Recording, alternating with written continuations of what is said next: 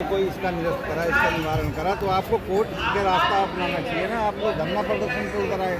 नहीं, धरना प्रदर्शन हमारा बिल्कुल भी उद्देश्य नहीं है। ये हम आप लोगों के माध्यम से पुनः मंत्री जी तक भी बात पहुंचाना चाहते हैं। हम शालीनता के साथ शिक्षक होने के नाते हम अपना परिचय देना चाहते हैं शालीनता का, और मंत्री जी के समक्ष हम कोई धरना प्रदर्शन के लिए नहीं, केवल अपने इस प्रार्थना को कहने के लिए आए हैं कि आप MHRD के सचिव साहब को, NCT के चेयरमैन साहब को आदेशित करें कि 22 सितंबर का जो पत्र है, रिकॉग्नाइजेशन ऑर्डर है, उसका राजपत्र क्यों जारी नहीं होगा। सर, इसकी गलती के कारण नहीं। आप एक इसको विवरण तरीके से बताएं, सरलता से बताएं जो समझ सके लोग बाग। ये जो बच्चे मतलब इससे पीड़ित हैं, लाखों हजारों की तादाद में, लाखों की तादाद में मैं तो कहूँगा, इसको समझ सके जिसके पास ये संदेश जाए आपका तरीके से बताएं।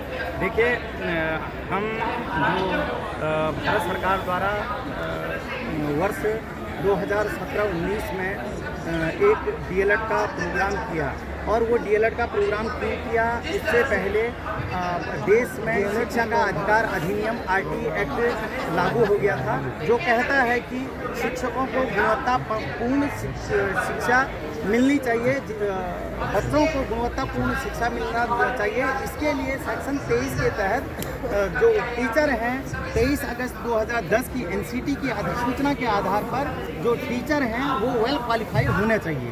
पर भारत सरकार के द्वारा अनेक राज्यों के द्वारा जब यह संज्ञान लिया गया, उन्होंने पाया कि हमारे राज्यों में प्रशिक्षित टीचर नहीं हैं, और उनका जब डाटा कलेक्ट किया गया, पूरे देश में 14 लाख संख्या पाई गई, जिनमें से हम लोग जो यहाँ पर आए हुए हैं, हम लोग भी उसमें सम्मिलित हैं। उसमें सरकारी, गैर सरकारी सभी टीचर थे, उनकी 14 लाख संख्या थी। पार्लियामेंट में एक बिल पास किया गया, उस बिल पर यह ध्यान रखा गया कि ये 14 लाख शिक्षक हैं, इनको प्रशिक्षित कैसे किया जाए।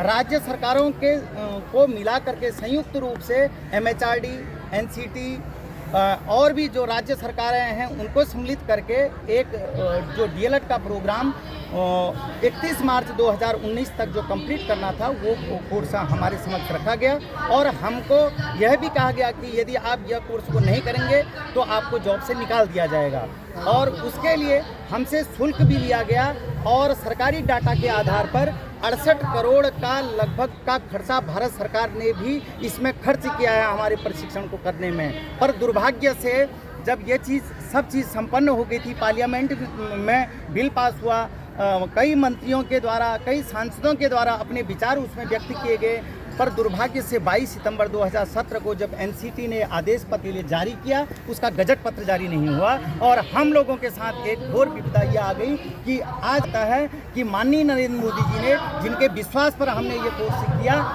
कि आप अब अनटेंड की कैटेगरी में आ गए हो, क्योंकि आपका राजपत्र तो बना ही नहीं है, जबकि राजपत्र बनाने का काम हम अभ्यर्थियों का नहीं है। हमारा तो केवल काम प्रशिक्षण लेना था। क्या हमने प्रशिक्षण वो उचित तरीके से लिया, नहीं लिया, इस बात के लिए हमको जरूर दंडित किया जा सकता था यदि हमारी कोई गलती पाई जाती तो।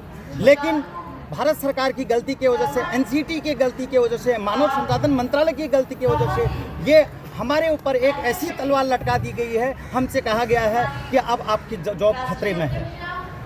तो ये किन किन राज्यों की समस्या है जो आप बता रहे हैं? ये सर सभी राज्यों की दिक्कतें हैं, देश भर में दिक्कतें हैं सर। ये न केवल एक राज्य के, सभी राज्यों, आप किसी भी व्यक्ति से पूछिए, अभी कई लोग आपके कैमरा में आ भी नहीं पा रहे हैं, तो ये अलग अलग राज्य से, कोई वेस्ट बंगाल से, राजस्थान से है, उड़ीसा से है, बिहार से है, अलग अलग राज्यों से ये यहाँ पर उपस्थित हुए हैं। बच्चे होंगे सर तकरीबन अभी जो जॉब लगी हुई है, जिनको राज्य सरकारों ने NIS वालों को जॉब दे दी है, उनकी संख्या तकरीबन 2 लाख के लगभग है अभी, जो बिल्कुल बेचैनी की स्थिति में हैं, और बाकी लोग जॉब की कंडीशन में, मेरिट में हैं। और दुर्भाग्य देखिए कि हमारे KVS का जो एग्ज़ाम है, हमारे NIS योग्यताधारी जो टीचरों ने वो एग्ज़ाम क्रैक कर रखा है, वो मेरिट में आ गए हैं।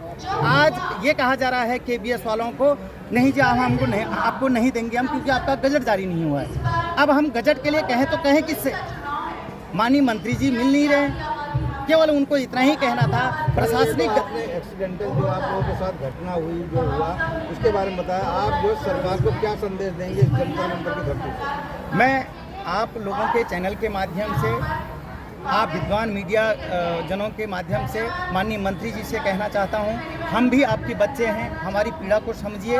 जो प्रशासनिक त्रुटियों के कारण 22 सितंबर 2017 को गजट पब्लिकेशन का कार्य अनकम्प्लीट है, प्रशासनिक त्रुटियों से हमारे ऊपर कुठाराघात जो किया जा रहा है, कृपया उसको संज्ञान लीजिए। उन अधिकारियों से को निर्देश दीजिए कि जो 22 सितंबर 2017 का गजट पब्लिकेशन का कार्य नहीं हुआ है, उसको गजट पब्लिकेशन करवा दीजिए, जिससे हम निर्भय हो सकेंगे।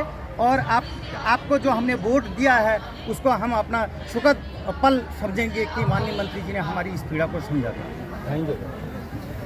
थोड़ा ऐसा करो, नारे बढ़िया से लगाओ, सबकी फोटो आ जाए। रुको सब पीछे आ जाओ, सब पीछे बोलेगा कैमरे में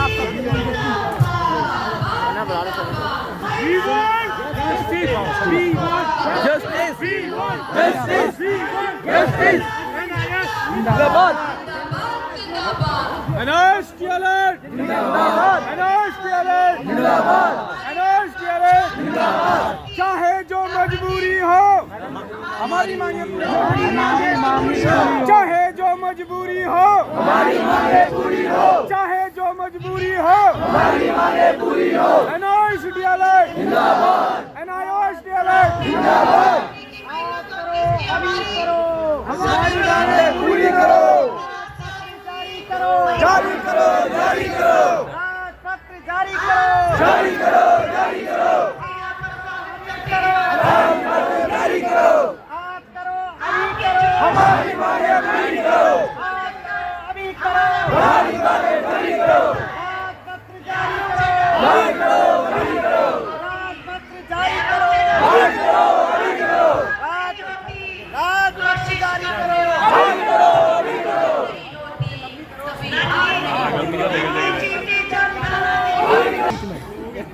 अभी नहीं हुआ नहीं है।